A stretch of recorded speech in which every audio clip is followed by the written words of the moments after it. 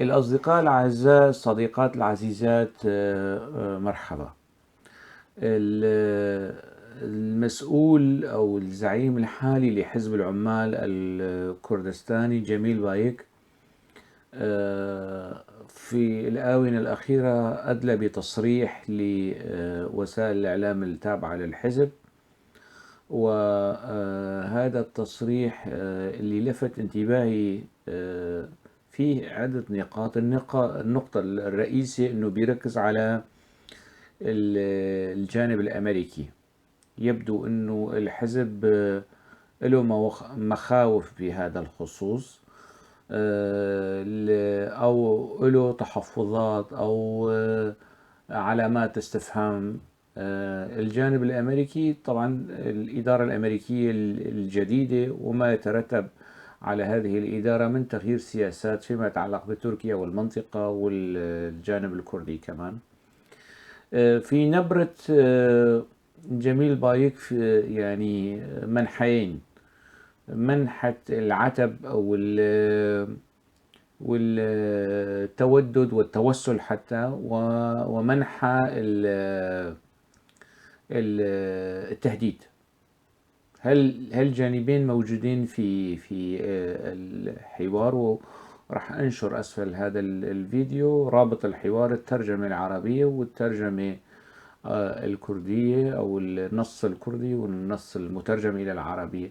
طبعا في اختلاف في موضوع الترجمة يعني من الكردية إلى العربية، وخاصة فيما يتعلق بعلاقة الحزب بالأمريكيين. يبدو أنه القسم العربي أو المحررين اللي بيترجموا إلى اللغة العربية في مؤسسات التابعة للحزب، يعني مشان ما يفتحوا بعض الأعين على تصريحات مسؤول، ففي شوية اجتهادات وفي شوية رقابة بيمارسوها على تصريحات جميل بايك. طبعا إذا جميل بايك بيعرف هذا الشيء أو راح يعلق بمشانقون، يعني إنه ما بيصير إنه أنتوا تحوروا كلامي وتقدموه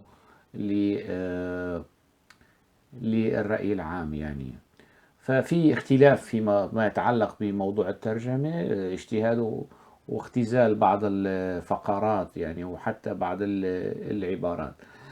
هذا مش موضوعنا، هي مش قصتي يعني هلا حاليا مدى الاختلاف بين النصين. لكن في شيء يعني في الغالب هو مشترك. نبرة العتب، انه يبدو انه الحزب غير راضي او متخوف من السياسات الجديدة، ويصف بايك الموقف الامريكي انه اقل ما يقال فيه انه عدم الوفاء من الامريكيين تجاه الحزب.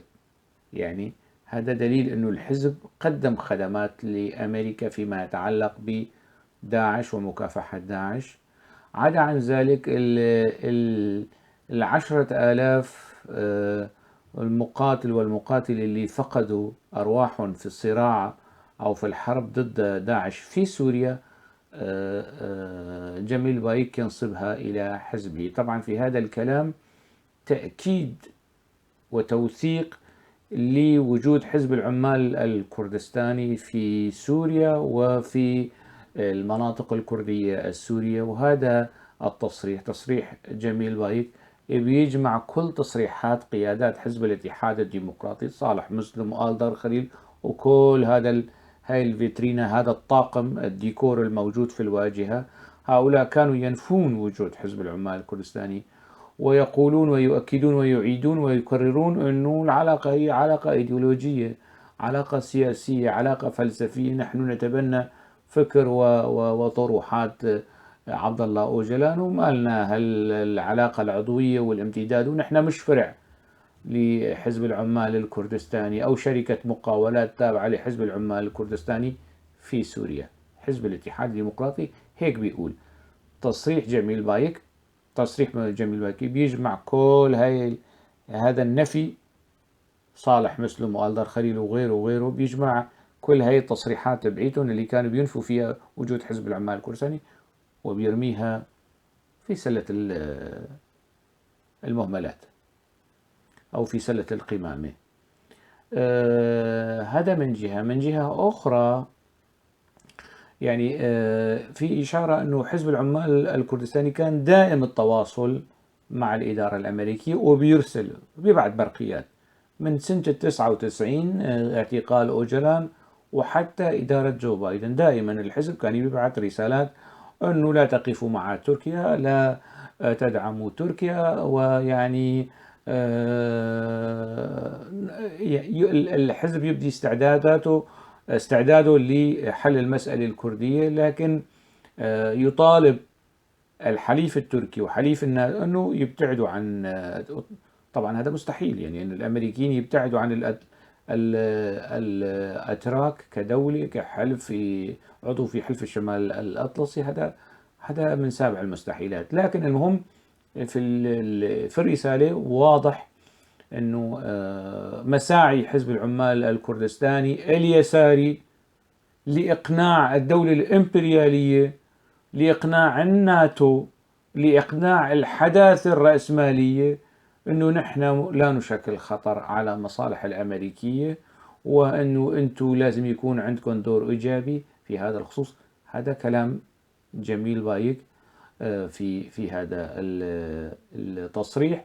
لكن ورغم كل ما فعله الحزب للأمريكيين حاليا يوصف ردة الفعل الأمريكية جميل بايك بأنه أقل ما يقال فيه بعدم الوفاء. مش بس هيك، هلا نأتي إلى الجانب التهديدي. بوضوح يقول أنه المشاريع اللي تستهدف الحزب أو تسعى إلى أضعافه أو يعني تحاول إزاحته، فهذا سيفتح الباب أمام يعني تاريخ مظلم، أو يعني بهالتعبيرات المبهمة المفتوحة على التأويلات وغالبها تهديد. يعني شو هالتاريخ المظلم؟ شو رح يصير إذا أزيح حزب العمال الكردستاني أو أزيل من كثر أنبياء، أحزاب، دول، إمبراطوريات انهارت، والتاريخ يأخذ مجراه والحياة تمشي والشمس لم تتوقف عن الشروق. يعني شو رح يحصل في العالم وفي الحياة وفي منطقة الشرق الأوسط إذا استيقظ الناس ولم يجدوا حزب العمال الكردستاني موجودا؟ يعني شو هالكوارث البيئية والزلازل والفيضانات والأعاصير والحروب والصراعات اللي راح تنشب في المنطقة. عموما في جانب تهديدي واضح بهذا الخصوص. طبعا هذا التصريح أنا أدرجه في إطار الموقف الأخير من الإدارة الأمريكية السابقة والإدارة الأمريكية الحالية. في شيء مشترك بين الإدارتين، وهو كان في مشروع أنه فك ارتباط قيادة وفك ارتباط قسد من حزب العمال الكردستاني، والمنطقة تبقى يعني تحظى بحماية أمريكية في معزل عن حزب العمال الكردستاني وخدمات حزب العمال الكردستاني. طبعا أنا ذكرت هذا الموضوع قبل أشهر في بعض التغريدات والبوستات على الفيسبوك وحتى في بعض القنوات والأوعية الإعلامية. الحزب وحشوده هاجموني بهذا الخصوص أنه ما في هيك شيء. طبعا الغباء الحزبي أنه ما في صراع بين قسد أو صراع أجنحة داخل الإدارة الذاتية أو ما تسمى بالإدارة الذاتية. نفي هكذا صراع أنه الموضوع هيك، هذا يعني على الطرف الآخر الإعلام تبع الحزب والمريدين والأتباع كانوا بيأكدوا وجود الحزب. ولما يؤكدون وجود حزب العمال الكردستاني في المناطق الكردية هم أنفسهم يدحضون تصريحات آلدار خليل وصالح مسلوم اللي كانت تنفي وجود هذا الحزب. يعني في نوع من التخبط والارتباك حتى في ردود أفعال الموالين لحزب العمال الكردستاني من الأكراد السوريين ضمن الحشود يعني الموجودة حاليا. إجمالا هذا التصريح أيضا يتقاطع مع يعني نوعا ما نبرة الخطاب الإعلامي أو السياسي من الولايات المتحدة الأمريكية. والولايات المتحدة يعني يبدو أنه يعني المشروع تبعهم كان يعني موجود ويلقى ممانعة من الحزب، وطبيعي أنه يلقى ممانعة من حزب العمال الكردستاني، لأن المناطق الكردية في سوريا منذ مطلع الثمانينات وحتى اللحظة هي عصب الحياة لحزب العمال الكردستاني. إذا هذه الحزب يعني طلع من هذه المناطق وتوقفت مصادر ويعني التمويل بالدم والتنويل بالبترول بالمال والدم، يعني إذا توقفت ينابيع المال والدم من كردستان سوريا والتي تصب في طاحونة صراعات حزب العمال الكردستاني، هذا الحزب يعني سيكون هنالك كلام آخر حيال مصيره أو تقرير مصير هذا الحزب. فهنالك ممانعة وهنالك اختلاف في نبرة الخطاب الإعلامي لحزب العمال الكردستاني حيال المشروع الأمريكي. طبعا أنا لما بحكي عن المشروع الأمريكي لا يعني أنه هذا المشروع استراتيجي وأبدي لا، الأمريكيين حطوا أمامهم كثير من المشاريع، منها ما يتعلق بدعم المعارضة السورية، وتوقفت هذه المشاريع، يعني توقفت هذه القرارات وفي تغيير في المزاج والمسار فيما يتعلق بدعم الحركات والمنظمات وهيك قصص، مش شيء استراتيجي يعني. وممكن المشروع اللي أنا حكيت عنه أو واللي أكده مظلوم عبدي في تصريح لمركز الأزمات الدولية مقره في بروكسل، أنه الأمريكيين طلبوا منهم أنه يطلع 3000 عنصر غير كردي سوري من تلك المناطق، ويقصد يعني أكراد تركيا والعراق وإيران ضمن حزب العمال الكردستاني الموجودين في المنطقة، أنه يطلعوا. الأمريكيين طلعوا، ومظلوم عبدي قال أنه هذا الموضوع سيتم على مراحل، مش مسألة يعني فورية وأوتوماتيكية. المسألة الفورية معناته فيه راح يصير صراع بين جناحين كانوا يعني في حزب العمال الكردستاني، والآن افترق في نوع من الافتراق الصدامي ما بين هذا الجانبين. التصريح مظلوم عبدي كان بيوضح انه في جدولة زمنية لهذا الموضوع، مش بسيط انك تطالع قيادات حزب العمال الكردستاني او تكنسون او تطردون خارج الحدود. الممانعة حاليا موجودة، وتصريح جميل بايك يشير إلى ذلك. مش بس هيك، منذ أشهر في حملات من استدعاء القيادات والكوادر إلى جباق القنديل وإدخالهم في تحقيقات، منهم من اتخذ الحزب في حقهم قرار الإعدام، قام بتصفيتهم، منهم من ما زال مصيرهم مجهولا، ومنهم من ينتظر.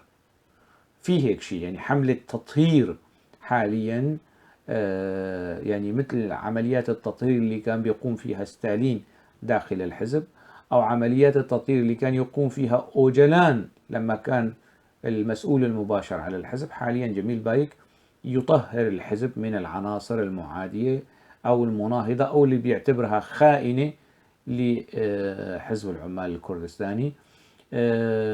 يعني هذا مهما نفوا هذا الموضوع فهو واقع حال تعيشه المناطق الكردية في سوريا وحتى داخل الحزب، حتى في الجبال في هيك قصص، بالتوازي مع عملية التطهير العناصر المشكوك فيها أو العناصر اللي ينظر إليها الحزب على أنها عناصر مارقة وخائنة وما إلى ذلك. هنالك يعني عملية تحشيد أيديولوجي وعقائدي ودورات مكثفة للشحن والحقن الأيديولوجي وإعادة التأهيل وهيك قصص كمان هيك موجودة في روجافا وخارج روجافا، بالإضافة إلى التشكيلات العسكرية الموجودة، قسد وقوات حماية الشعب وقوات حماية المرأة، بالإضافة إلى حضور الحزب ضمن هاي التشكيلات. حزب العمال الكردستاني هنالك تشكيلات مستقلة تماما عن مظلوم عبدي، عن آلدار خليل، عن كل هؤلاء، تشكيلات مستقلة تماما تابعة مباشرة لحزب العمال الكردستاني بالسلاح وبالعناصر وبالقيادات وبالكوادر وكل شيء موجودين حاليا لاحتمال أي تصادم. يلي يعني هلا حاليا في مجموعة من القوات حزب العمال الكردستاني موجود ضمن هاي التشكيلات العسكرية، ضمن قسد، ضمن وحدات حماية الشعب، ضمن العصايش، ضمن هاي المؤسسات العسكرية والأمنية. لكن هنالك عناصر أو كتلة عسكرية مستقلة تماما، هي عناصر الجريلا، عناصر المقاتلين اللي تماما تابعين للحزب، موجودين لأي احتمال تصادم عسكري ويحسم الموضوع لصالح حزب العمال الكردستاني. هذا كمان موجود، يعني الحزب زاد من تواجده العسكري، ضاعف تواجده العسكري بالضد من المطالب الأمريكية. وفي هذا التصريح شو مثل ما قلت أنه نبرة تهديد ووعيد لأي مشروع يستهدف وجود حزب العمال الكردستاني في سوريا. طبعا لما الحزب يخطو هيك خطوة بكل تأكيد لابد أن يكون هنالك ضوء أخضر من النظام السوري ومن الإيرانيين وحتى ممكن من الروس، لأنه أي مناهضة لمشروع أمريكي في أي مكان سيحظى بدعم من هاي القوى الثلاثة، النظام السوري والنظام الإيراني بالدرجة الأولى، النظام الإيراني والنظام الروسي والتابع تبعهم النظام السوري. إجمالا يعني هذا هو حاليا واقع الحال لحزب العمال الكردستاني. طبعا راح يصار إلى نفي واستهداف هذا الكلام واستهداف شخصي واستهداف هذا الفيديو كمان، لكن لاحقا بعد أشهر، يعني ما بعرف قديش الزمن، راح يصار إلى أنه جزء كبير أو جزء مهم من هذا الكلام ومن هذه التوقعات يظهر صحتها. هاي التحليلات وهي التوقعات يظهر صحتها مثل ما ظهرت صحة تحليلات أخرى أنا ذكرتها فيما يتعلق بموضوع صراع الأجنحة داخل حزب العمال الكردستاني، أو الصراع الموجود حاليا بين مظلوم عبدي وقيادة الحزب. هلا مظلوم عبدي كان من أخلص الناس من القيادات العسكرية الوفية جدا للحزب، اللي بيعبدوا الحزب، يعني ما في فرق بينه وبين باغوز أردال. يعني باغوز أردال يمكن بدرجة أقل أو أكثر عبادة للحزب من مظلوم عبدي. ممكن مظلوم عبدي يعود إلى كنف الحزب، ممكن يكون في عنده قنوات ارتباط بها الحزب، وممكن يعني ما يعود، ممكن بكرة يعني يعلن افتراقه عن الحزب ويقول هذه هويتي، ممكن كل شيء وارد. الأقدمية في الحزب طبعا أنصار الحزب هيك بشكل غبي وبينفوا هذا الموضوع، يعني أنه مش معقول. شلون مش معقول؟ راجعوا تاريخ الحزب راح تشوفوا أنه كثيرين من القياديين الأصلاء القدماء من ضمنهم الشقيق عبد الله أوجلان افترق عن الحزب. يعني مش بس هيك، تاريخ جميل بايك اللي هلا راح احكي عنه يثبت انه جميل بايك في فترتين حساستين ابتعد عن الحزب هو نفسه دون العودة الى العمل المؤسساتي، دون العودة لقيادة الحزب، ترك القيادة واعتكف وكذا، وصار يحاول يضغط على الحزب لفرض اشياء معينة. وهذا بكلام أوجلان راح احكي عنه، بمعنى انه ما في شيء أبدي أو أزلي بهذا الخصوص، أنه خلص مظلوم عبدي فتح عينه وهو قيادي في الحزب وراح يغادر الحياة وهو قيادي في الحزب. مش صحيح هذا الكلام. وكمان الزيادة في الأمل أنه مظلوم عبدي ممكن أن يكون المخلص والمنقذ كمان هذا كمان المبالغة في هذا الخصوص مش في محلها. أنا عم بحكي عن احتمالات، والحياة والتحليلات كلها بتركز على قضية الاحتمالات المبنية على معطيات موجودة حاليا على الواقع. عموما من هو جميل بايك؟ دولة عبد الله أوجلان العميقة داخل حزب العمال الكردستاني كيف تكرست؟ وماذا كان دور جميل بايك في ترسيخ وتكريس هذه الدولة العميقة لعبد الله أوجلان في مواجهة خصومه؟ متى بدأت علاقة جميل بايك بأوجلان ودخوله في الحزب؟ كيف كان جميل بايك اليد الضاربة لأوجلان في مواجهة خصومه ومنتقديه داخل الحزب؟ والآن هل يمكننا الحديث عن وجود دولة عميقة لجميل بايك أزاحت دولة عبد الله أوجلان العميقة داخل الحزب أم لا؟ هاي الأسئلة اللي رح أحاول قدر المستطاع باختصار أجيب عنها في هذا الفيديو. جميل بايك أنا كتبت عنه مقال شوي فيه الجانب البيوغرافي، النبذة، السيرة الذاتية تبعيته. هذا المقال منشور في نشر في جريدة العرب اللندنية. رابط المقال راح يكون أسفل هذا الفيديو، واللي بيحب يراجع ويشوف هاي التفاصيل ممكن يشوفها في الفيديو. عموما باختصار يعني راح احاول اعرج على بعض التفاصيل المهمة. هو من مواليد العزيز منتصف الخمسينات، 55 سنة 1955.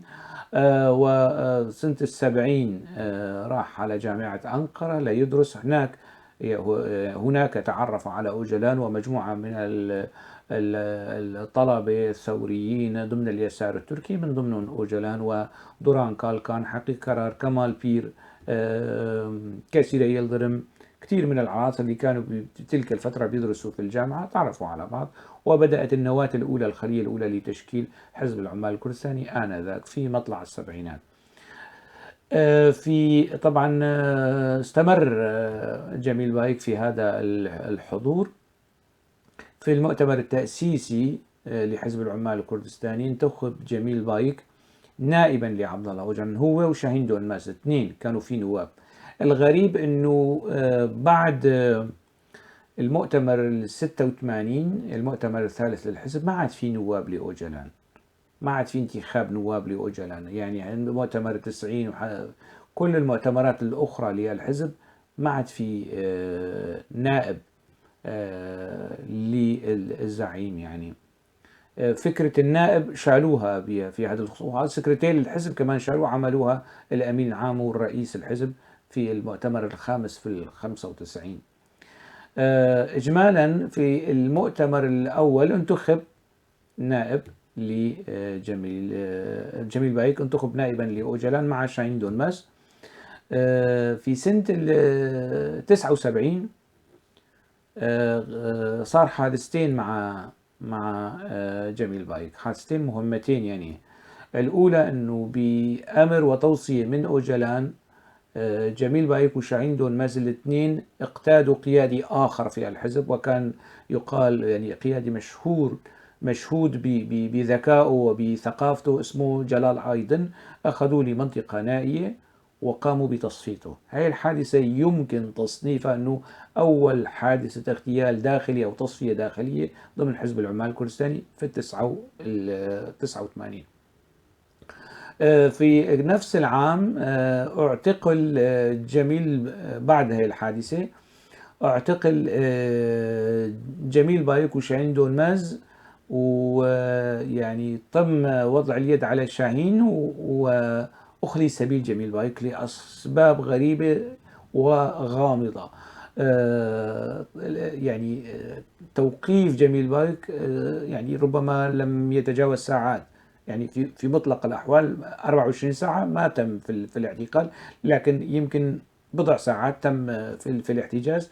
جميل بايك يعني يقول في أماكن عدة أنه كانت يعني مثل الخدعة.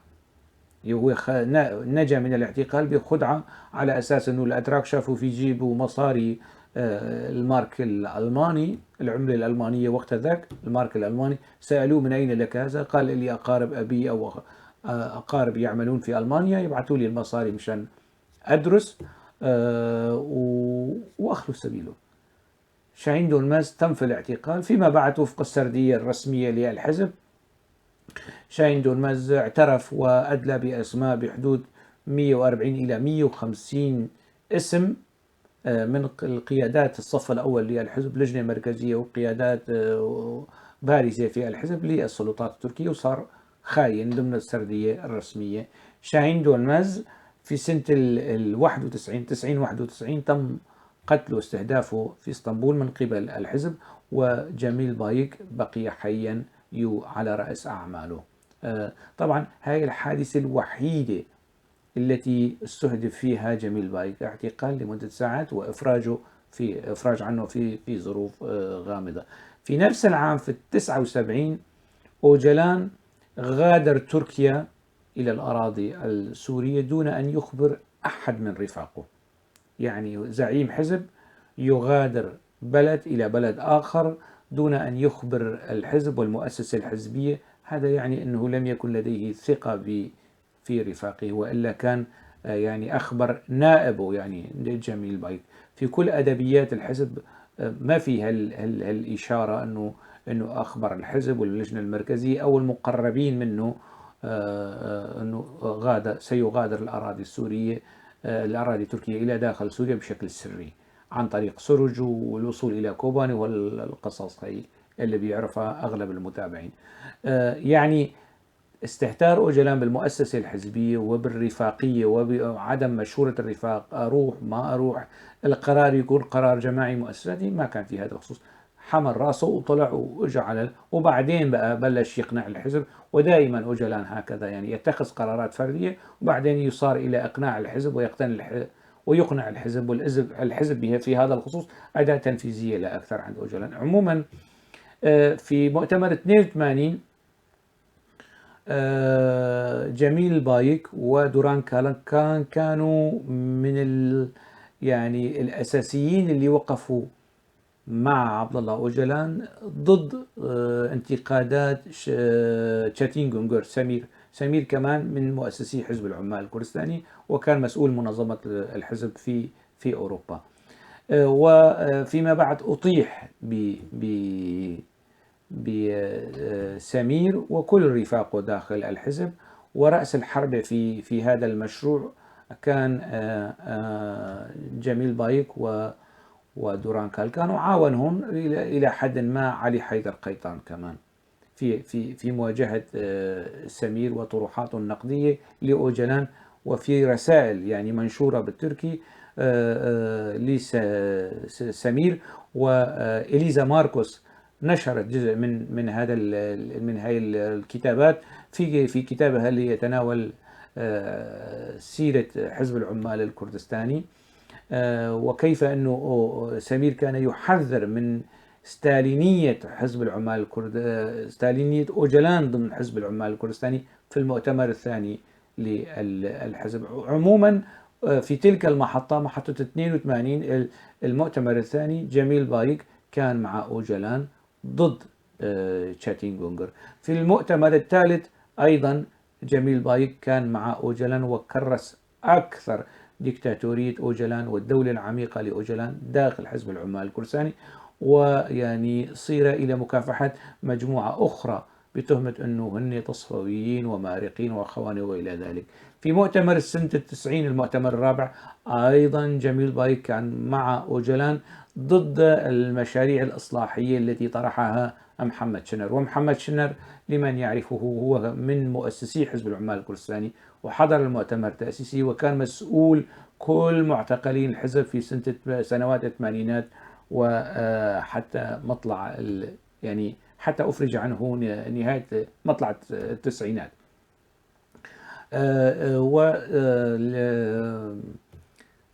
محمد شنر تمت تصفيته سنة 91 في القامشلي بالتعاون مع المخابرات السورية. يعني في كل المؤتمرات في كل المحطات كان جميل بايك دائما مع عبد الله أوجلان. لكن لنرى بعد كل هذه الخدمات، مع كل هذا الإخلاص، كيف ينظر عبد الله أوجلان إلى جميل بايك، كيف يراه يعني. في حوار قديم أجراه الصحيفي الفرنسي كريسكو تشيرا مع أوجلان في روما، ونشر هذا الحوار في مجلة الوسط التي كانت تصدر في لندن في 15 يناير 1999 قبل اعتقال أوجلان بشهر بالتمام والكمال. يعني هو اختطف واعتقل في 15 فبراير 99. هذا الحوار نشر في 15 يناير 99. يعني ماذا يقول أوجلان في هذا الحوار عن جميل بايك؟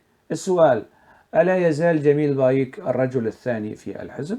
هذا سؤال كريسكو تشيرا.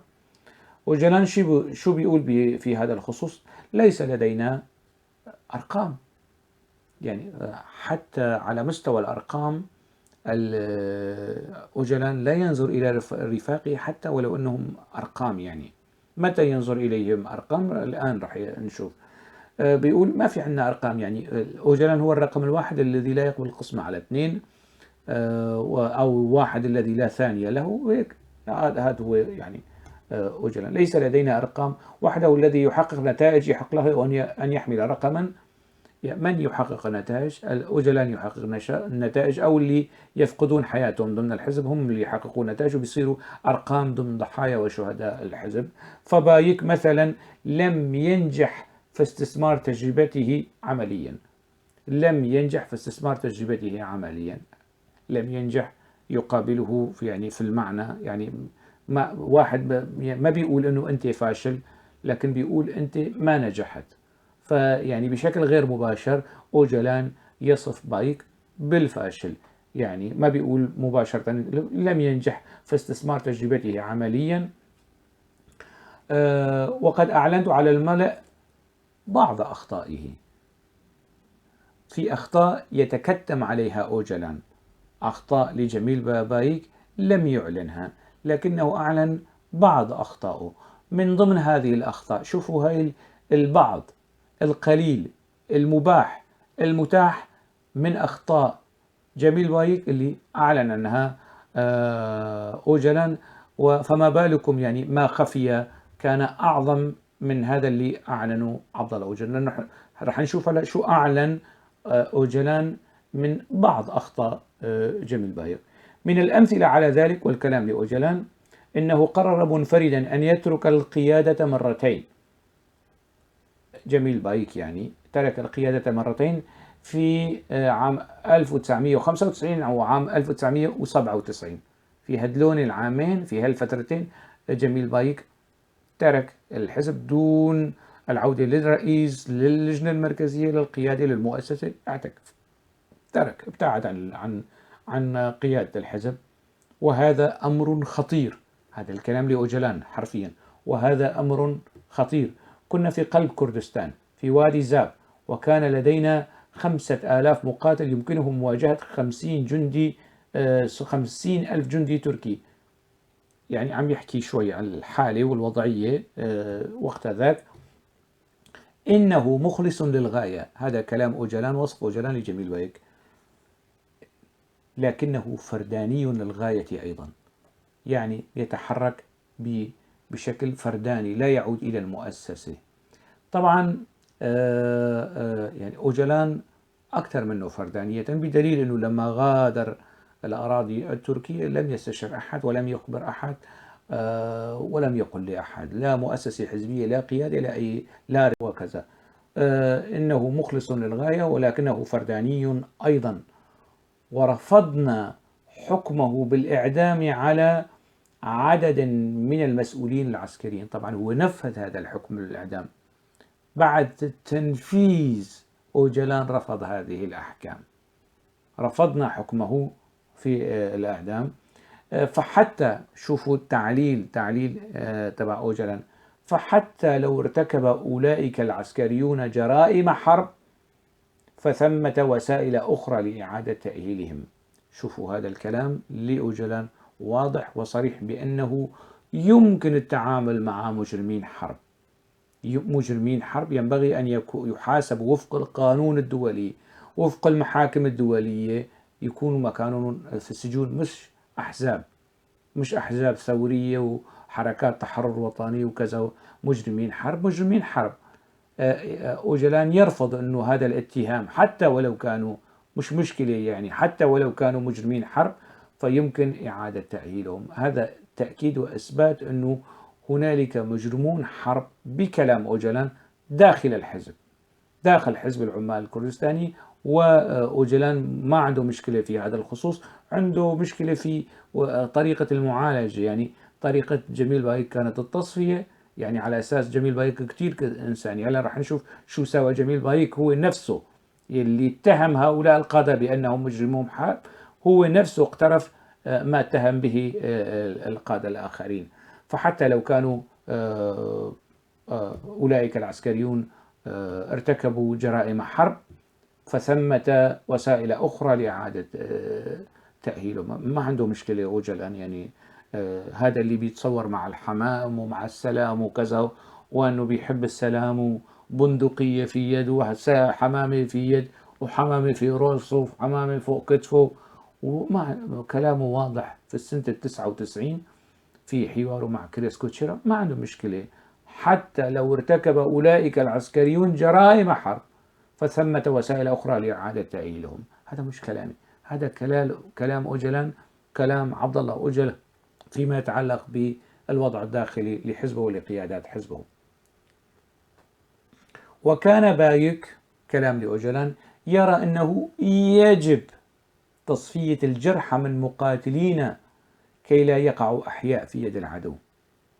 هذا كمان من بعض أخطاء جميل بايك اللي كشف عنها أوجلان. الأخطاء الأخرى ما كشف عنها أوجلان، ما الله يعلم شو فيها. يعني أكيد الأخطاء الأخرى أكبر من هاي لحتى يعني الجزء المتاح الممكن اللي نشره هو هاي الأخطاء. كان يرى أنه يجب تصفية قتل مقاتلين الجرحى لكي لا يقعوا أحياء في أيدي العدو. طبعا هي لوحدها جريمة حرب.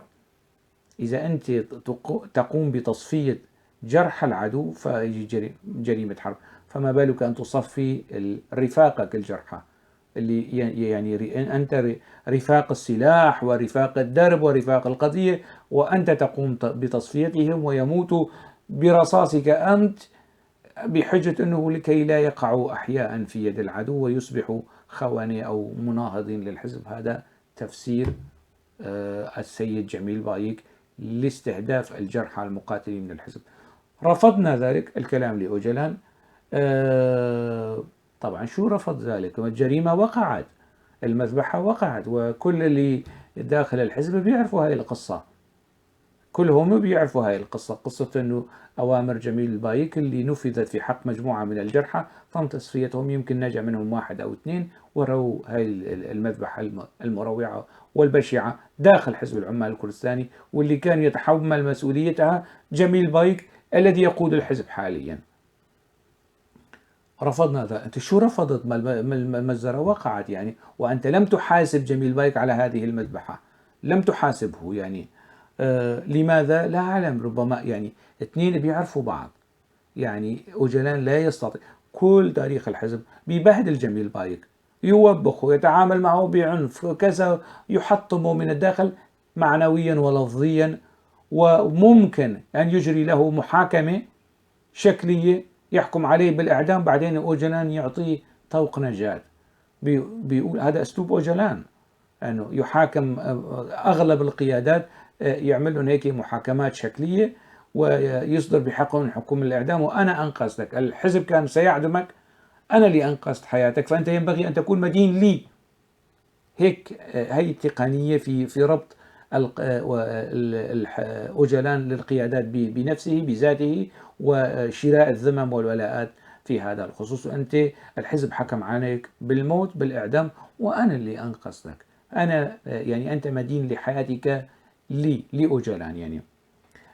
رفضنا ذلك. بيقول بيعمم هذا الحكم أوجلان على كل اللجنة المركزية. هذا الكلام لأوجلان. إن اللجنة المركزية تعاني هذا المرض الذي يعانيه جميل بايك، فهم متعلقون بي إلى آخر حد، لكن عمليا ينطلقون في الاتجاه المعاكس. نفس القصة حاليا يعني. يزعمون أنه أوجلان وطروحات أوجلان وقصص أوجلان والدفاع عنه وفك العزلة، لكن ما يطالبه أوجلان هو بالضد مما يعني الواقع العملي في سياسات وممارسات حزب العمال الكردستاني. وفي الحقيقة يعني بعد الأزمة الأولى التي شابت الحزب بعد اعتقال أوجلان، أو الأزمة العميقة، مش الأولى، العميقة، كانت سنة 2004-2005، وانشقاق عثمان أوجلان مع كتلة من القيادات البارزة للحزب اللي حسم الموضوع لصالح حزب العمال الكردستاني وأوجلان وجميل بايك هم الأكراد السوريون. هم يعني في تلك الفترة أكراد سوريا كانوا في حدود 60 إلى 70% من الجناح العسكري. أكراد تركيا كانوا ختايرة، يعني يعني يلعبون الدور التوجيه المعنوي وهيك قصص، لكن الواقع الميداني باهوز أردال، شاهين تشيلو، أو مظلوم عبدي، أو خبات ديرك، أو شو بدي احكي لكم، باهوز أردال، نور الدين صوفي، مثلهم كتير. هؤلاء كانوا المفاصل الاستراتيجية في الجسم العسكري، في القرار العسكري، في القيادة الميدانية لحزب العمال الكردستاني. هاي القيادة الميدانية لو قوات الدفاع الشعبي الكردستاني لو اصطفت مع لنفترض جدلا اصطفت مع عثمان أوجلان وقالت هذا التيار يمثل حزب العمال الكردستاني، لكان الآن عثمان أوجلان ورفاقه هم حزب العمال الكردستاني، وجميل بايك لهم حكاية أخرى وقصة أخرى، هو ودوران كالكان وعلي حيدر قيطان، وربما انسحب آخرون من هذا الحزب وانضموا إلى تيار عثمان أوجلان وباغوز أردال والقيادة. إذن العسكر في تلك الفترة والكرد السوريين اللي أنقذوا حزب العمال الكردستاني من الزوال في تلك المرحلة الحساسة. لكن هل الآن جميل بايك ودوران كالكان ومصطفى قرسو وحتى عبد الله أوجلان يعني هم أوفياء مع باهوس أردال ورفاقه؟ هذا سؤال.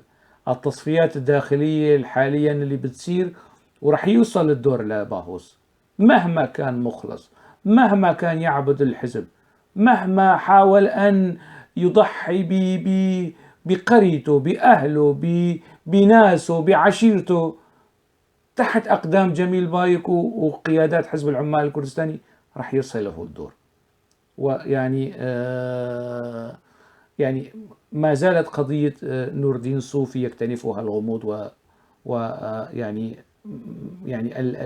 النفي حزب العمال الكردستاني لاستهداف نور الدين الصوفي أيضا مشوب بعلامات استفهام كثيرة، وأنا ذكرت هذا الموضوع. يعني إجمالا انظروا كيف ينظر جميل بايك، كيف ينظر عبد الله أوجلان إلى جميل بايك الذي يقود الآن كل تفاصيل حزب العمال الكردستاني ورسخ دولته العميقة منذ في تلك الأزمة، في أزمة الانشقاق 2004-2005. كان في خيارات من يقود الحزب. خيار عبد الله أوجلان كان مراد قرائيلان، ولم يكن جميل بايك صديقه ويعني الذي قدم له كل هذه الخدمات. من سنوات مراد قرائيلان كان يقود هذه الحركة. لما انتهت ولايته صار في نوع من الأزمة، أيضا أوجلان مدد له يمكن سنة أو سنتين، لحتى فيما بعد في 2013 انتخب الحزب جميل بايك رئيسا. من 2013 وبتعرفوا أنتم آذار 2013 صرح أوجلان أنه يعني الحزب يدخل في مرحلة تاريخية، ومسألة السلاح يلقى جانبا وما إلى ذلك، وصار في نوع من الحلحلة ومن المفاوضات. هذه المفاوضات على زمن جميل بايك ذهبت هباء منثورا. نعم، حزب العدالة والتنمية يتحمل ذلك، لكن جميل بايك وقيادته للحزب كمان تتحمل ذلك. شوفوا، والقيادة ممكن أن تجري جردة حساب منذ فترة ولاية أو تولي جميل بايك لقيادة الحزب وحتى الآن ماذا حدث، يعني ما هي الإنجازات التي حققها. مش بس هيك، فترات التناقض ما بين أوجلان وإمرا في إمرالي وجميل بايك وقيادة الحزب في قنديل، في عدة مناسبات هنالك تناقضات.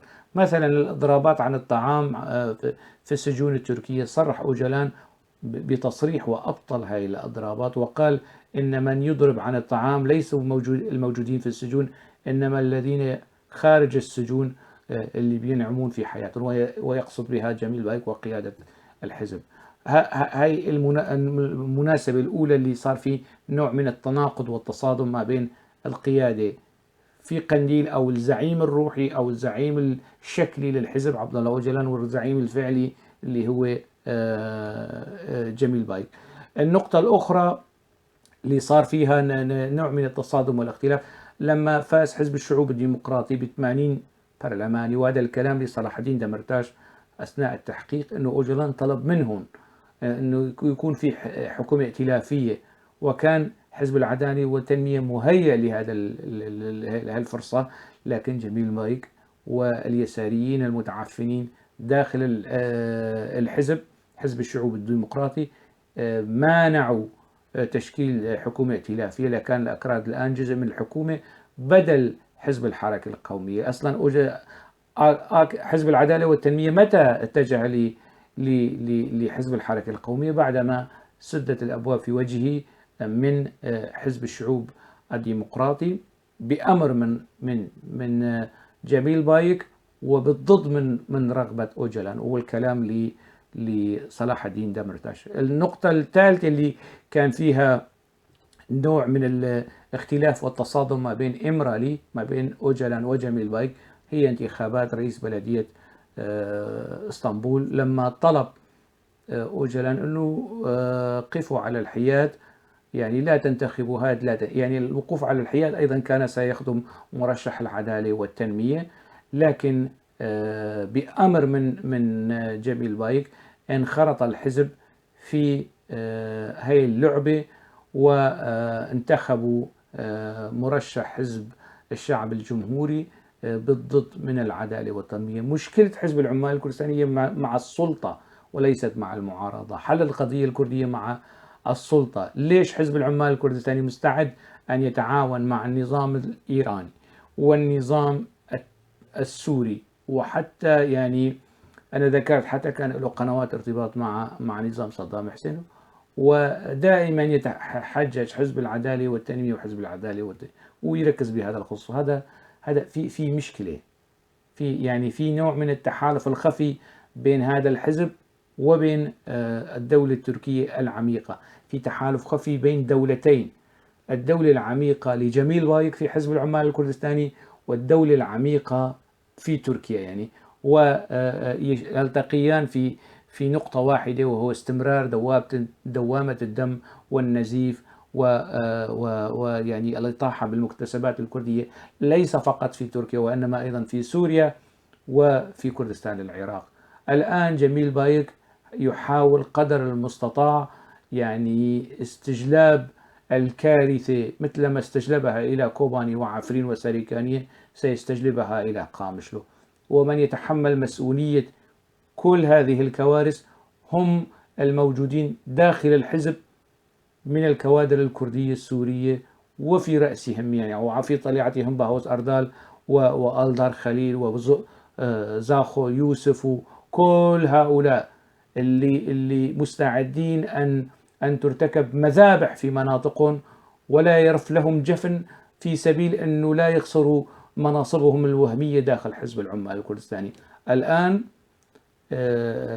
يعني من يقود الحزب هو شخص قال عنه في يوم من الأيام عبد الله أوجلان بأنه فرداني للغاية، وارتكب هذه الجرائم وكشف عن بعض أخطائه، مش كل الأخطاء.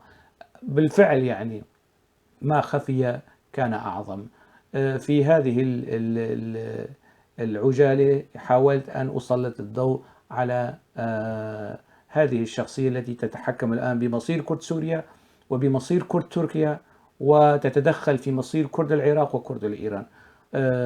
هذا الشخص حتى الآن لم يصب بجراح بليغة.